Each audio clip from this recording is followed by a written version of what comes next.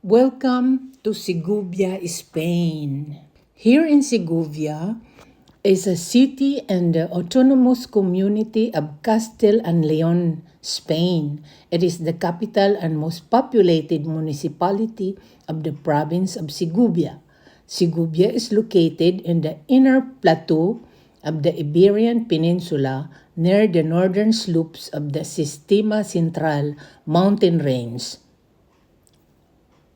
Look, we have seen the clouds round and round. It looks like UFO.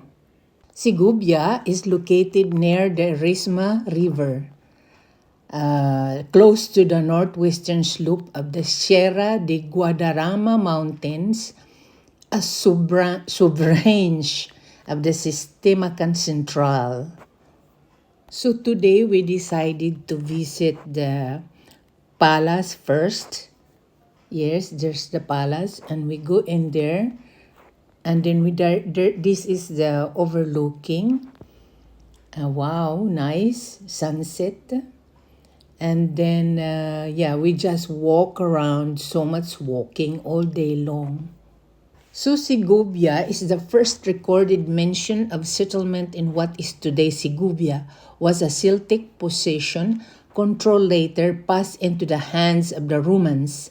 The city is possible site of the battle in 75 BC, where Quintus Caecilius Metilius Plus was victorious over Quintus Sertorius and Hertulius. Oh my God, that is a Greek names. Hertulius died in the fighting during the late Roman period. The settlement belonged to one of numerous contemporary Latin convents. Here in Segovia, after the conquest of Toledo by Alfonso VI of Leon and Casteles, Segovia was resettled with Christians from the north to the Iberian Peninsula and beyond the Pyrenees, providing it with a significant sphere of influences whose boundaries cross the Sierra de Guadarrama and the Tagus. Here we are in the palace. We visited the palace.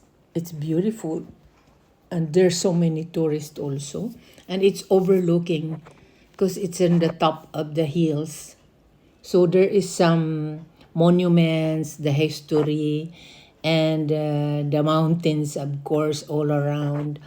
And down. Segovia position on trading routes made it an important center of trade in wool and textiles. The end of the Middle Ages saw something of the golden age for Segovia, with a growing Jewish population and the creation of a foundation for a powerful cloth industry. Several splendid works of Gothic architecture were also completed during this period. Notably, Isabella I was proclaimed Queen of Castile and the Church of San Miguel de Segovia on December 13, 1474. Segovian was a local flannel cloth used for upholstery in the 14th and 17th century. It was a 12 weave structure with a hairy surface produced by using Spanish wool. So here we are inside the palace. It's so beautiful. And then we go around the salon, the bedrooms, and everything inside in this palace.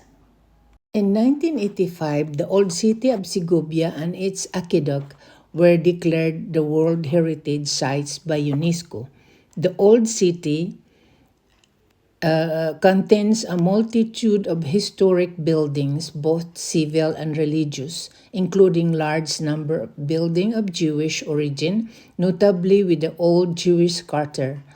One of the most historically important Jewish sites is the Jewish cemetery, El Pinarillo.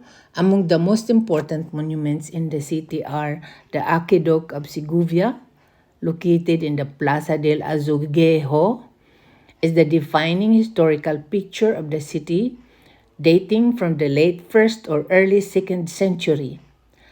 Like the number of aqueducts in Spain, Segovia Roman-built aqueduct receives attention of being one of the extraordinary engineering accomplishment architecture of Spain. It is still used to deliver drinking water. The aqueduct of Segovia is because of its long-span architectural beauty and characterized slenderies and dramatic presence and the center of a dense urban fabric, the most impressive Roman structure in Spain and one of the most famous among the numerous aqueducts built by the Romans throughout their vast empire. Imagine yung aqueduct. Ang aqueduct na yan ay ginawa pa noong 2nd century during Romans. At saka walang simento yun ha. Pinatong-patong lang na mga bato. I mean, hindi bato, square na bato. Hanggang ngayon, buhay pa rin ha. Dati Roman Empire pa yun ha. Pero alam nyo ba bakit ginawa yung aqueduct na yun? Kasi doon pinadaan ang tubig na gagamitin sa city or sa palace ng Segovia. Well, andito pa rin tayo sa Croat. Ewan ko sa Tagalog or sa ibang English. Basta ang alam ko sa French, Croat. Sa loob ng simbahan, sa gitna, mayroon garden. Ayan. Ang ganda-ganda lagi ng tingin ko din pag may Croat. So ayan, nag-ikot-ikot tayo sa museum nila. Dito sa museum ng close to the palace. Alcazar of Segovia, the royal palace built on a stone peninsula between the rivers Erisma and Clamores, is documented for the first time in 1122. Although it may have existed earlier, it was one of the favored residences of the King of Castile, built in the transition from Romanesque architecture to Gothic and Mudéjar. The building is structured around the courtyards and has 2 towers and keep. It was a favorite residence of Alfonso X the Wise, and Henry IV and Isabel the Catholic was crowned Queen of Castile in Segovia, Plaza Mayor. Devastated by the fire in 1862, it was later rebuilt. It now houses the General Militar de Segovia Archive and Museum of the Royal School of Artillery, managed by the Board of the Alcazar. And galing tayo doon sa palace ng Alcazar dito sa Segovia. Tapos we visited also the Segovia Cathedral. Ayan, that's sa loob ng cathedral yan. The Segovia Cathedral, the last Gothic cathedral built in Spain. It is considered a masterpiece of Basque Castilian Gothic architecture and is known as the Lady of the Cathedrals. So ayan, nandito tayo sa aqueduct. Itong aqueduct na to ito ay ginawa ng mga Romans. Ayan, walang semento. Pinatong-patong lang na mga stones. Ayan, ang ganda ng aqueduct dyan.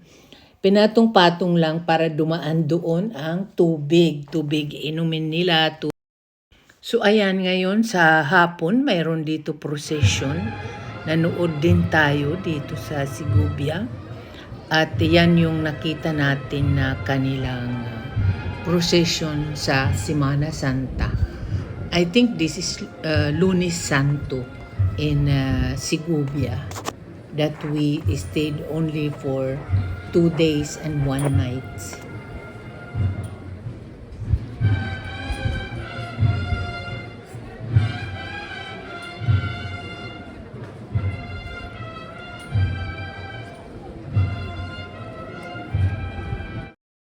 Semana Santa here in Segovia, la Junta de Contradillas inaugura la Exposition Immagini de la Semana Santa. Ayan guys, grabe, hindi pala English.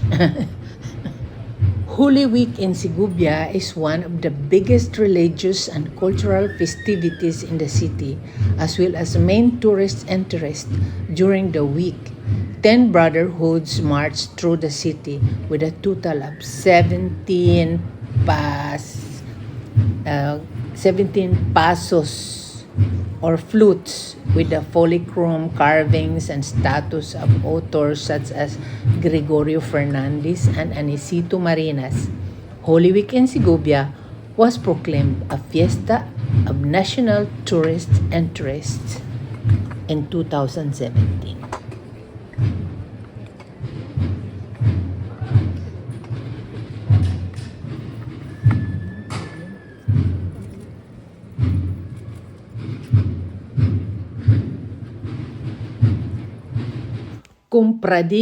Cofradía de la Oración in El Huerto. They called it the Brotherhood of the Agony in the Garden.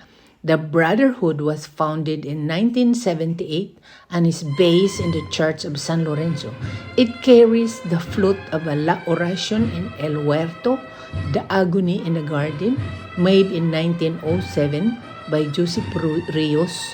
They wear a white habit and capirote. Yung capirote meaning yung mga sombrero nila na matutulis.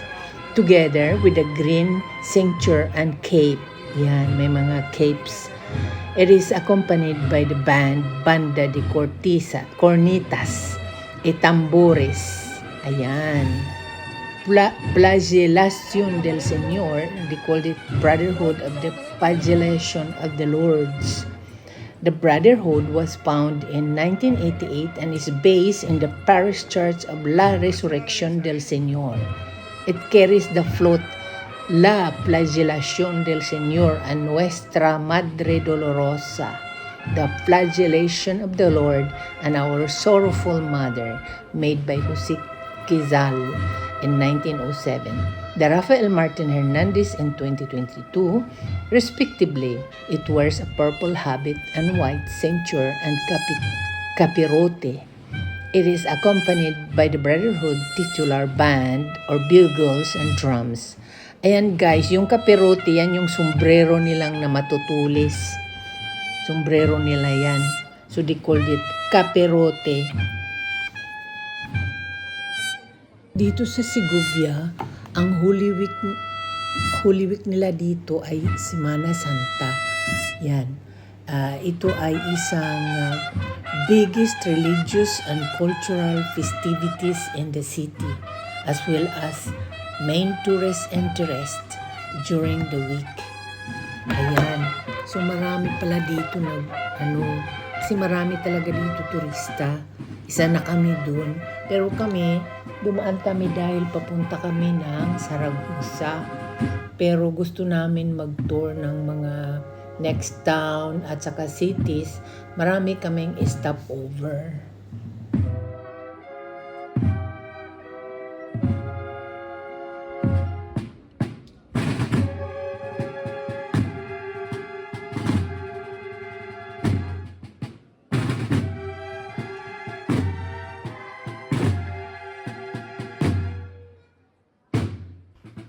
This brotherhood, founded in 1959, carries the floats of Santo Cristo con la Cruz a cuestas, meaning the Holy Christ carrying the cross, and Maria Santissima de las Agostias, meaning Mary Most Holy of Sorrows, the latter attributed to the workshop of Juan de Honi. And the end of 16th century, they were black habit and capirote, together with the maroon cincture and cape. It is accompanied by the Brotherhood's titular band of dulzainas and drums. Ayan, nag-enjoy talaga ako manood ng mga parade nila, procession nila dito.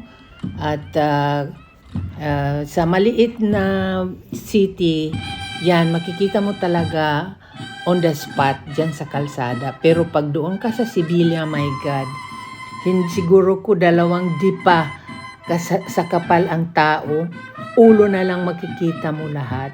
Pagkatapos, meron na, kailan may dala kang upuan para nakaupo kapag napapagod. Ako nakalagay sa backpack yung aking upuan at saka pag napagod ako, anywhere, anytime, pwede ko buksan at ilagay sa aking harapan at umupo. Yan, pag napagod. Kasi it take hours and hours, yan, mga 2 hours at least. Minsan magdamag pa. Minsan buong hapon yung prosesyon na ito. Iba-ibang colors ang kanilang cape at saka mga sombrero na matutulis na ang pangalan dyan ay capirote. Yan. So ayan, tumigil na tayo doon sa prosesyon. Nagpunta naman tayo dito sa aqueduct. Ito yung daanan ng tubig. Yan, papunta dito sa city ang tubig na yan. At ginawa yan ng mga Romans sa kailangan nila na ang tubig galing sa bundok kailangan nakarating sa city. So ayan, sa gabi, by night, pumunta kami sa aqueduct kasi sobrang ganda dahil nilagyan ng mga ilaw. So ayan, sa gabi, lakad kami pauwi. So next day, pauwi na kami. Tumigil muna kami sa baba ng mga village para kunan namin ng picture ang castle sa taas ng Segovia. So I hope you enjoy my video. Thank you for watching. See you on my next travel vlog.